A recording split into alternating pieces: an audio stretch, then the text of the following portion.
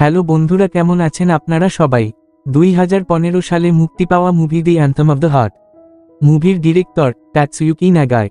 মুভির IMDb rating 7.3 out of 10। Rotten tomato 64%। My anime list 7.8 out of 10 এবং 85% Google users এই মুভিকে like করেছে। এটা anime, animation, music, drama, fantasy ও family movie. তাহলে চলুন একটি স্পয়লার অ্যালার্ট দিয়ে মুভির গল্পটা শুরু করা যাক। গল্পের শুরুতে আমরা একটি বাচ্চা মেয়েকে দেখতে পাই যার নাম জুন। সে একটি 5 স্টার হোটেলের সামনে এসে দাঁড়ায় এবং স্বপ্নভরা চোখে বলে, আমি যখন বড় হব তখন আমার স্বপ্নের প্রেমিকের সঙ্গে এখানে থাকব। তার কারণ এই 5 স্টার হোটেলটা আমার কাছে একটি রাজপ্রাসাদ। জুন যখন এসব কথা বলতেছিল তখন হঠাৎ সে বুঝতে পারে হোটেলের ভেতর থেকে কেউ একজন বাইরে বেরোচ্ছে। এটা দেখে সে দ্রুত একটি গাছের আড়ালে লুকিয়ে পড়ে এবং লুকিয়ে লুকিয়ে দেখতে থাকে হোটেলের ভেতর থেকে আসলে কে বেরোচ্ছে। কিছুক্ষণ পর জুন দেখতে পায় হোটেলের গেট দিয়ে একটি গাড়ি বেরিয়ে আসতেছে। গাড়িটির ভেতরে তার বাবা বসে আছে এবং তার পাশে রয়েছে এক অচেনা মহিলা। এই দৃশ্য দেখে জুনের মনে নানা প্রশ্ন ঘুরপাক খেতে থাকে। তার বাবা এই হোটেলে ওই মহিলার সঙ্গে কি করতেছে, আর তারা একসঙ্গে কোথায় যাচ্ছে? এরপরে জুন ঘরে ফিরে আসে এবং সে তার মাকে হোটেলের সামনে দেখা ঘটনাটি বিস্তারিতভাবে জানিয়ে দেয়। তার কথা শুনে আমরা বুঝতে পারি এই খবরে জুনের মায়ের পায়ের নিচ থেকে যেন মাটি সরে যায়। তিনি মুহূর্তে স্তব্ধ হয়ে যান, চোখে মুখে বিস্ময় ও বেদনার ছাপ স্পষ্ট হয়ে ওঠে। এই ঘটনার কয়েকদিন পর জুনের বাবা তল্পিতল্পা গুছিয়ে তাকে এবং তার মাকে রেখে ঘর ছেড়ে চলে যায়। শুরুর দিকে জুন কিছুই বুঝে উঠতে পারে না তার বাবা কেন এমন করতেছে, হঠাৎ কেন ঘর ছেড়ে চলে যাচ্ছে। তবে ধীরে ধীরে সে পুরো ঘটনাটির আসল সত্যটা বুঝতে পারে। তারপরে জুন একা একটি জায়গায় বসে কান্নায় ভেঙে পড়ে, কারণ আজ তার বাবা মায়ের ডিভোর্স হয়ে গেছে আর সে ভাবতে থাকে সবকিছু হয়েছে শুধুমাত্র তার একটি ছোট্ট ভুলের জন্য।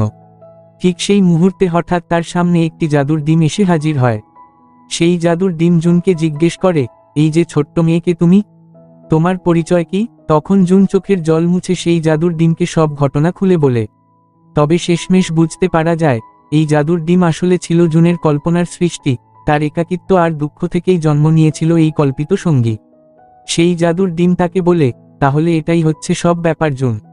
তুমি একটা কাজ করো, তুমি কথা বলা একেবারে বন্ধ করে দাও। কারণ যদি তোমার বলা কথাগুলো এত বড় বিপদের কারণ হয়ে দাঁড়ায় তাহলে চুপ থাকাই তোমার জন্য সবচেয়ে ভালো হবে। এরপরে জুন এই কথা শুনে একটি কঠিন সিদ্ধান্ত নিয়ে ফেলে। সিদ্ধান্তটা ছিল সে আর কোনোদিন কোনো কথা বলবে না। সারাটা জীবন সে নীরব থাকবে, মুখ থেকে একটি শব্দও বের করবে না। 10 বছর পর আমরা দেখতে পাই জুন এখন একাদশ শ্রেণীতে পড়াশোনা করছে একটি কলেজে। ক্লাসের অন্যান্য শিক্ষার্থীরা মনে করত জুন একজন বোবা মেয়ে, কারণ সে কখনো কোনো কথা বলতো না। তবে কেউই জানত না তার নীরবতার পেছনের সেই গভীর কষ্টের গল্প। ঠিক সেই সময় তাদের ক্লাসে শিক্ষক প্রবেশ করে। শিক্ষক ক্লাসে প্রবেশ করে সব শিক্ষার্থীদের উদ্দেশ্যে বলে, তোমরা সবাই মনোযোগ সহকারে আমার কথা শুনো। আমি একটি বিশেষ ইভেন্টের আয়োজন করেছি যেখানে তোমাদের প্রত্যেকের অংশগ্রহণ বাধ্যতামূলক। এই ইভেন্ট এমনভাবে সাজাতে হবে যেন শিক্ষক, শিক্ষিকা, শিক্ষার্থীরা এবং আশপাশের সকলে আনন্দ পায় ও কিছু শিখতে পারে। এই ইভেন্ট আয়োজনের মূল উদ্দেশ্য হল তোমাদের সৃজনশীলতা ও দলগত কাজের দক্ষতা বিকশিত করা।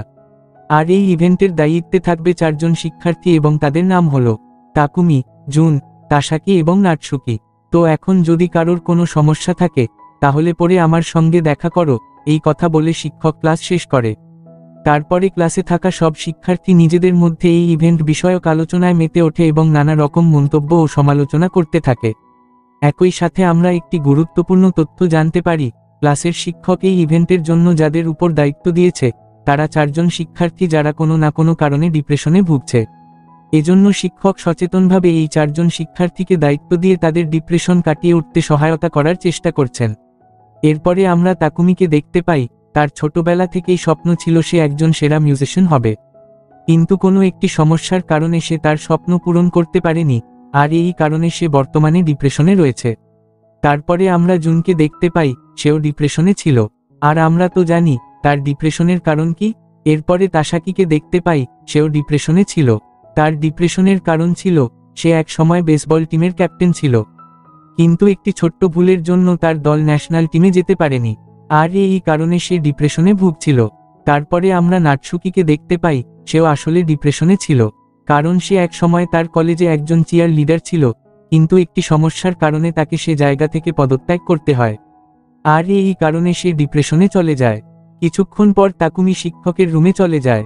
তার যাওয়ার মূল উদ্দেশ্য ছিল শিক্ষককে জানানো সে এই ইভেন্টের দায়িত্বে থাকতে চায় না। কিন্তু রুমে গিয়ে সে দেখে তখন শিক্ষক সেখানে নেই। রুমে অপেক্ষা করতে করতে হঠাৎ তার চোখে পড়ে একটি মিউজিক্যাল ইনস্ট্রুমেন্ট। কৌতূহলবশত সে সেটি বাজাতে শুরু করে। ঠিক তখন রুমের বাইরে থেকে জুন তাকুমিকে মিউজিক্যাল ইনস্ট্রুমেন্ট বাজাতে দেখতেছিল। এমন সময় শিক্ষক হঠাৎ পেছন দিক থেকে এসে উপস্থিত হন। তাকুমিকে মিউজিক্যাল ইনস্ট্রুমেন্ট বাজাতে দেখে তিনি বলে, এই ইভেন্টে গান থাকা জরুরি।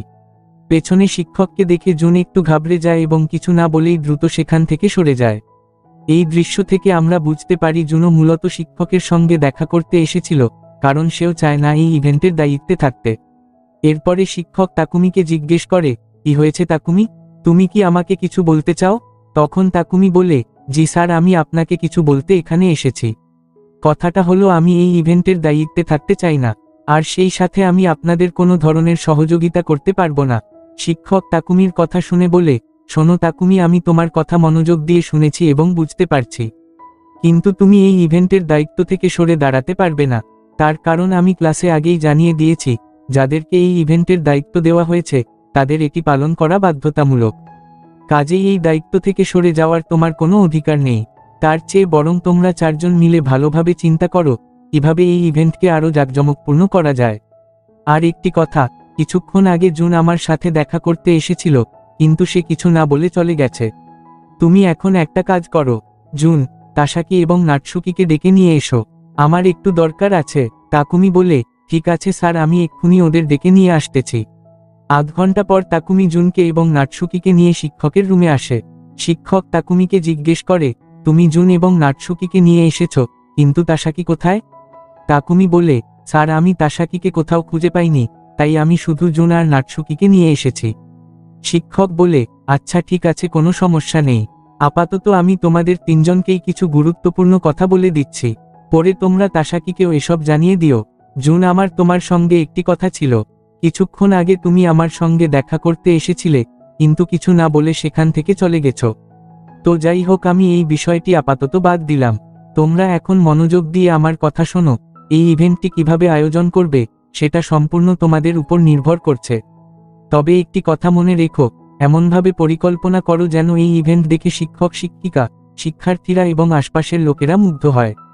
তোমরা সেরকম কিছু করার চেষ্টা করো। তারপরে তাকুমি যখন বাড়ি যাচ্ছিল, তখন দেখা যায় জুন চুপচাপ তার পেছন পেছন আসতেছে। তাকুমি পেছন ফিরে তাকিয়ে বলে, তুমি কি আমাকে কিছু বলতে চাও জুন? জুন তখন নিজের মোবাইলের নোটপ্যাডে লিখে তাকুমিকে দেখায়, আমার সাথে একটা জায়গায় চলো, কিছু দরকারি কথা আছে। এই কথা পড়ে তাকুমি উত্তর দেয়, ঠিক আছে চলো। তুমি আমাকে কোথায় নিয়ে যাবে আর তোমার কি দরকারি কথা আছে সেটাও শুনে নিই। কিছুক্ষণ পর তারা দুইজন একটি নিরিবিলি জায়গায় চলে আসে। সেখানে জুন নিজের মোবাইলে মেসেজে লিখে তাকুমিকে অতীতে ঘটে যাওয়া ঘটনাগুলোর কথা জানায়। জুনের কাছ থেকে পুরো ঘটনা শুনে তাকুমি কিছুটা হতবাক হয়ে যায়, কারণ সে শুরুতে ভেবেছিল জুন একজন বোবা মেয়ে, কিন্তু এখন সে জানতে পারে জুন আসলে কথা বলতে পারে। জুন মেসেজে আরও লিখে জানায়, যখন আমি কথা বলতে যাই তখন আমার পেটে খুব জোরে ব্যথা করে, আর আমি একদিন একটি জাদুর ডিমের সঙ্গে দেখা করেছিলাম, সে আমাকে বলেছিল কথা বললে সমস্যা হবে। তাই সেই দিন থেকে আমি প্রতিজ্ঞা করেছি আমি আর কখনো কথা বলবো না। তাকুমি মেসেজটা পড়ার পর জুনকে বলে, দেখো জুন, তুমি আমাকে যেসব কথা মেসেজে লিখে জানিয়েছ আমি সবকিছু বুঝতে পেরেছি, তবে আমি তোমাকে একটি সত্য কথা বলতে চাই, এই সব কিছু আসলে তোমার মনের ভুল। তোমার ভেতরে একটি ভয় বাসা বেঁধে আছে, আর সেই ভয়ের কারণে তুমি কথা বলছো না। তুমি তোমার মনের ভিতর থেকে সেই ভয়টা ঝেড়ে ফেলো এবং আজেবাজে চিন্তাভাবনা বাদ দাও। তুমি একটুখানি সাহস করে কথা বলার চেষ্টা করো, কারণ সবসময় চুপ করে থাকাটা একরকম আত্মপ্রবঞ্চনা, এটা কখনো সমাধান নয়। তাকুমির কাছ থেকে এই কথাগুলো শোনার পর জুন কিছু না বলে চুপচাপ সেখান থেকে চলে যায়। পরের দিন সকালবেলা কলেজের শিক্ষক, তাকুমি এবং অন্যান্য শিক্ষার্থীরা একত্র হয়ে একটি মিটিংয়ে বসে আলোচনার বিষয় ছিল এই অনুষ্ঠানটিকে কিভাবে আরও জাঁকজমকভাবে আয়োজন করা যায় এবং কে কোন দায়িত্বে থাকবে সেই বিষয় নিয়ে বিস্তারিত পরিকল্পনা করা হচ্ছিল। মিটিং চলাকালীন সময়ে তাসাকি হঠাৎ শিক্ষককে উদ্দেশ্য করে বলে, স্যার, আমি এই অনুষ্ঠানে অংশগ্রহণ করব না এবং কোনো ধরনের সহযোগিতা করতে পারব না। আপনি আমাকে দয়া করে এই দায়িত্ব থেকে অব্যাহতি দিন। তাসাকির এমন কথা শুনে তাকুমি রীতিমতো বিস্মিত হয়ে যায়। সে বলে, দেখো তাসাকি, তুমি এভাবে দায়িত্ব থেকে সরে দাঁড়াতে পারো না। শিক্ষক আমাদের 4 জনকে দায়িত্ব দিয়েছেন এবং আমাদের উচিত এই অনুষ্ঠানকে সুন্দর ও সফলভাবে সম্পন্ন করার জন্য একসঙ্গে কাজ করা। তুমি এমন আচরণ করলে পুরো দলটির ওপর প্রভাব পড়বে। ঠিক সেই মুহূর্তে তাসাকির এক বন্ধু রাগান্বিত হয়ে উঠে দাঁড়ায় এবং তাকুমির জামার কলার ধরে বলে, তাসাকি যখন স্পষ্ট করে জানিয়ে দিয়েছে সে দায়িত্ব নিতে চায় না, তখন তুমি জোর করছো কেন? এই উত্তপ্ত পরিস্থিতি দেখে শিক্ষক দ্রুত হস্তক্ষেপ করেন এবং 2 জনকে শান্ত হতে বলে। এরপরে সেখানে এক ধরনের ছোটখাটো অস্থিরতা ও উত্তেজনা ছড়িয়ে পড়ে। দৃশ্যপট পরিবর্তন হলে আমরা রাতের সময় দেখতে পাই জুন তখন নিজের ঘরে বসে পড়াশোনার কাজে ব্যস্ত ছিল। হঠাৎ তার মা এসে অতীতে ঘটে যাওয়া সেই পুরনো ঘটনার প্রসঙ্গ তুলে জুনকে খোঁটা দিতে থাকে। মায়ের এমন কটু কথা ও আচরণে জুন মর্মাহত এবং রাগান্বিত হয়ে পড়ে। সে আর এক মুহূর্তও ঘরে থাকতে না পেরে রাগ করে ঘর থেকে বেরিয়ে যায়। আধ ঘন্টা পর জুন তাকুমির বাড়িতে চলে যায়। জুন সেখানে গিয়ে তাকুমিকে পুরো ঘটনা খুলে বলে, ঘরে তার সঙ্গে কি ঘটেছে, কেন সে ঘর ছেড়ে বেরিয়ে এসেছে এবং কিভাবে মায়ের আচরণে সে আঘাত পেয়েছে ইত্যাদি। তাকুমি জুনের কাছ থেকে পুরো ঘটনাটি শোনার পর তাকে বলে, আচ্ছা, তোমার মনের ভেতরে যত কষ্ট আছে তুমি সেই কষ্টটা ইভেন্টে গানের মাধ্যমে প্রকাশ করো। এতে তোমার মনটা হালকা হবে, আর যেসব যন্ত্রণা জমে আছে সেগুলো দূর হয়ে যাবে। তাকুমির মুখে এই কথা শোনার পর জুনের মনে ধীরে ধীরে তাকুমির প্রতি এক ধরনের অনুভব তৈরি হয়। সে তার প্রতি আকর্ষণ অনুভব করতে শুরু করে। এরপরে আমরা একটি গুরুত্বপূর্ণ তথ্য জানতে পারি, তাকুমি ও নাটসুকির মধ্যে বহু আগে থেকে একটি ভালোবাসার সম্পর্ক ছিল। কিন্তু কিছু ব্যক্তিগত সমস্যা এবং পরিস্থিতি জটিলতার কারণে তারা সেই সম্পর্কটি দীর্ঘদিন ধরে টিকিয়ে রাখতে পারেনি। তারপরে দেখা যায় তারা 4 জন একটি রেস্টুরেন্টে বসে আলোচনা করতেছিল কিভাবে আসন্ন ইভেন্টটিকে আরও জাঁকজমকপূর্ণভাবে উপস্থাপন করা যায়। ঠিক সেই সময় তাসাকির মনে ভেতরে কিছু একটা চলতেছিল, যেন সে গভীর কোনো চিন্তায় ডুবে আছে। এরপরে তাসাকি তার বেসবল টিমমেটদের সাথে দেখা করতে যায় এবং তাদের কাছে আন্তরিকভাবে ক্ষমা চায়। সে বলে, আজকের এই অবস্থার জন্য তোমরা সবাই ন্যাশনাল টিমে সুযোগ পাওনি, এর জন্য আমি দায়ী। তাসাকির এই আচরণে টিমমেটরা কিছুটা হতভম্ব হয়ে যায়। তারা অবাক হয়ে ভাবতে থাকে, ক্যাপ্টেনের হঠাৎ এমন পরিবর্তন কিভাবে হলো। তারপরে তাসাকি কলেজে তার শিক্ষকের সাথে দেখা করে। সেই শিক্ষককে নম্রভাবে বলে, স্যার, আপনি আমাকে ক্ষমা করে দিন। কিছুদিন আগে আমি বলেছিলাম আমি ইভেন্টে কোনো রকমের সাহায্য বা সহযোগিতা করব না, কিন্তু এখন আমি আমার সেই সিদ্ধান্ত পাল্টে ফেলেছি। আমি ভেবে দেখেছি এই ইভেন্টটি আমাদের সবার জন্য গুরুত্বপূর্ণ, তাই আমি সিদ্ধান্ত নিয়েছি আমি এই ইভেন্টে আপনাদেরকে যথাসাধ্য সাহায্য ও সহযোগিতা করব। এরপরে তাসাকি ক্লাসে গিয়ে সব শিক্ষার্থীদের সামনে দাঁড়িয়ে সবার কাছে ক্ষমা চায়। সে বলে, বন্ধুরা, আমি শুরুতে এই ইভেন্টে কোনো রকম দায়িত্ব নিতে চাইনি, কিন্তু এখন আমি ভেবে দেখেছি এই ইভেন্টটা কেবল একজনের নয়, আমাদের সবার। তাই আমাদের উচিত একসাথে মিলে এটিকে জাঁকজমকভাবে সফল করা। আসুন আমরা সবাই এক হয়ে কাজ করি, যেন এই ইভেন্টটা আমাদের জীবনের একটা সুন্দর স্মৃতি হয়ে থাকে। তখন তাকুমি ক্লাসে উপস্থিত সবার সামনে জুনের জীবনের পুরো ঘটনাটি খুলে বলে। সবকিছু জানানোর পর সে বলে, বন্ধুরা, আমি ভাবছি আমরা যদি এই ইভেন্টটাকে জুনের জীবনভিত্তিক একটি মোটিভেশনাল গল্প হিসেবে উপস্থাপন করি, তাহলে তা শুধু আমাদের কলেজে নয়, আশেপাশের সবার মধ্যেও এক গভীর প্রভাব ফেলবে। এইভাবে আমরা ইভেন্টটিকে আরও অর্থবহ এবং জাঁকজমকভাবে উপস্থাপন করতে পারব। তাহলে বলো তো, তোমরা সবাই কি রাজি আছো এই ইভেন্টটাকে সবার মনের মধ্যে স্মরণীয় করে তুলতে? ক্লাসে উপস্থিত থাকা শিক্ষক এবং শিক্ষার্থীরা জুনের জীবনের পুরো ঘটনা শুনে কিছুটা হতবাক হয়ে যায়।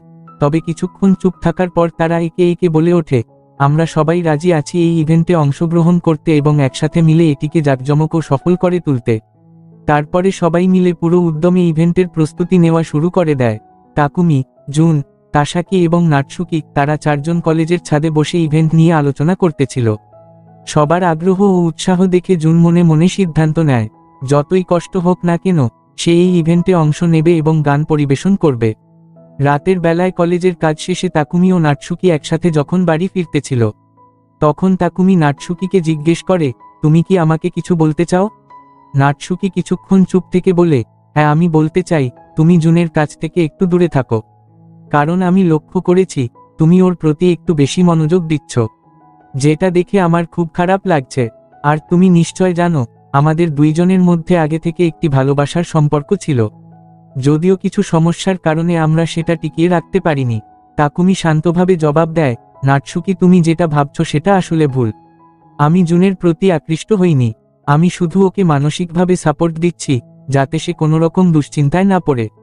আর আমি তোমাকে একটি সত্য কথা বলতে চাই, আমি যেমন আগে তোমাকে ভালোবাসতাম, এখনও ঠিক তেমন ভালোবাসি। তবে তুমি যেটা বললে আমাদের মধ্যে কিছু সমস্যার কারণে সম্পর্কটা এগোতে পারছে না, সেটা আমিও অনুভব করি। আড়াল থেকে জুন তাকুমি ও নাটসুকির সব কথোপকথন শুনে ফেলে। তাদের কথা শুনে জুনের মনে গভীর কষ্টের সৃষ্টি হয়। সে কারো সঙ্গে কিছু না বলে চুপচাপ সেখান থেকে চলে যায়। এরপরে বহুল প্রতীক্ষিত সেই ইভেন্টের দিনটি এসে যায়। সবাই মিলে যখন শেষ মুহূর্তের প্রস্তুতিতে ব্যস্ত, তখন তাকুমি বারবার চেষ্টা করেও জুনের সঙ্গে যোগাযোগ করতে পারে না। এই অবস্থায় উপস্থিত শিক্ষার্থীদের মধ্যে দুশ্চিন্তা ছড়িয়ে পড়ে। তারা বলে, জুন না থাকলে তো এই ইভেন্টটা সম্ভব নয়। তখন তাসাকি দৃঢ় কণ্ঠে বলে, এই ইভেন্ট অবশ্যই হবে। আমরা এটিকে স্থগিত রাখতে পারি না, কারণ এই ইভেন্টের জন্য আমরা অনেক কষ্ট করেছি। মাঝপথে এসে হাল ছেড়ে দেওয়া আমাদের জন্য কোনো উপায় হতে পারে না। তাকুমি, তুমি আমার কথা মনোযোগ দিয়ে শোনো। তুমি যেভাবেই হোক জুনকে খুঁজে বের করো। আর আমরা বাকি শিক্ষার্থীরা মিলে প্রথম অংশে একটি নাটক পরিবেশন করব, যাতে দর্শকদের মনোযোগ ধরে রাখা যায়। তারপরে জুন ফিরে এলে আমরা মূল ইভেন্টটি শুরু করব। এরপরে তাকুমি সাইকেল নিয়ে তড়িঘড়ি করে কলেজ থেকে বেরিয়ে পড়ে জুনকে খুঁজতে। সে প্রায় পুরো এলাকা চষে বেড়ায়, একের পর এক জায়গায় খুঁজেও জুনের কোনো খোঁজ পায় না। অনেকক্ষণ খোঁজাখুঁজির পর একসময় সে ক্লান্ত হয়ে একটি জায়গায় এসে দাঁড়ায়। ঠিক তখনই পেছনে ফিরে তাকিয়ে দেখে দূরে একটি 5 স্টার হোটেল। তাকুমির মনে হয়, হয়তো জুন এই হোটেলে আছে। আরেকদিকে কলেজের ইভেন্টে অনেক দর্শক উপস্থিত হয়েছে, চারপাশে যেন উৎসবমুখর পরিবেশ। এই দর্শকদের ভিড়ে একজন বিশেষ মানুষ ছিলেন, জুনের মা। সেও চুপচাপ বসে ইভেন্টটি দেখতে এসেছেন। তাসাকির পরামর্শ অনুযায়ী শিক্ষার্থীরা ইভেন্টের প্রথম অংশে একটি নাটক পরিবেশন করে। তাদের অভিনয় দর্শকদের মনোযোগ ধরে রাখে এবং মঞ্চে এক প্রাণবন্ত আবহ তৈরি হয়। আর অন্যদিকে তাকুমি জুনকে খুঁজতে সেই 5 স্টার হোটেলে চলে আসে। হোটেলের ভিতরে তাকুমি জুনকে দেখতে পায়। প্রথমে সে একটু অবাক হয়ে যায়, একটা পরিত্যক্ত হোটেলে জুন আসলে কি করছে।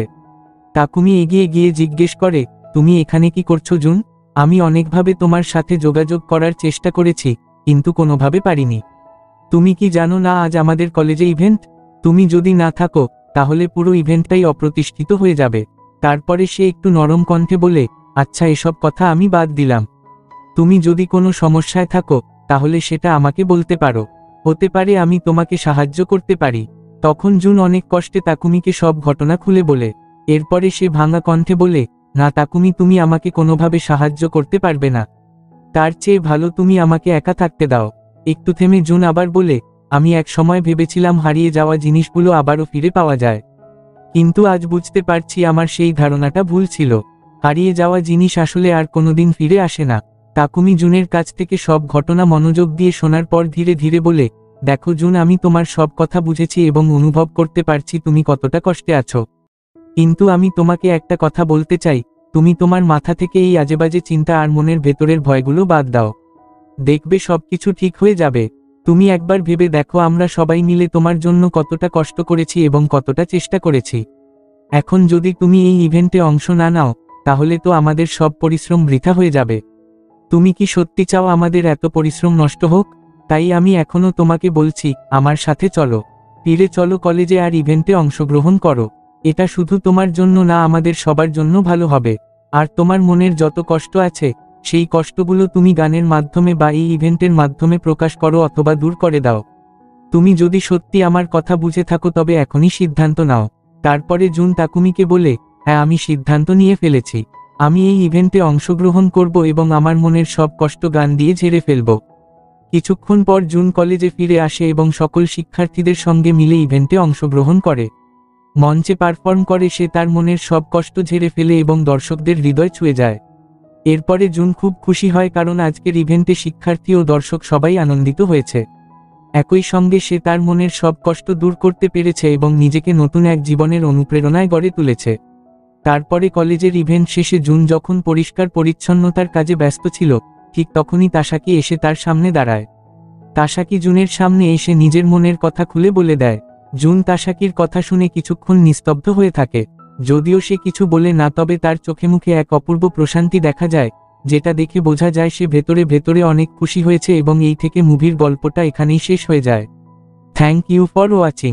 ভিডিওটি যদি ভালো লেগে থাকে তাহলে একটি লাইক করে দেবেন, বন্ধুবান্ধবের কাছে শেয়ার করে দিবেন, কমেন্ট করে আপনার মতামত জানাবেন এবং চ্যানেলে যদি নতুন হয়ে থাকেন চ্যানেলকে সাবস্ক্রাইব করে পাশে থাকা বেল আইকনটি বাজিয়ে অল বাটনে ক্লিক করে দিবেন নতুন ভিডিও নোটিফিকেশন পাওয়ার জন্য। তো আজ এই পর্যন্তই। আপনারা সবাই ভালো থাকবেন এবং সুস্থ থাকবেন, আবার দেখা হবে পরবর্তী একটি নতুন ভিডিওতে।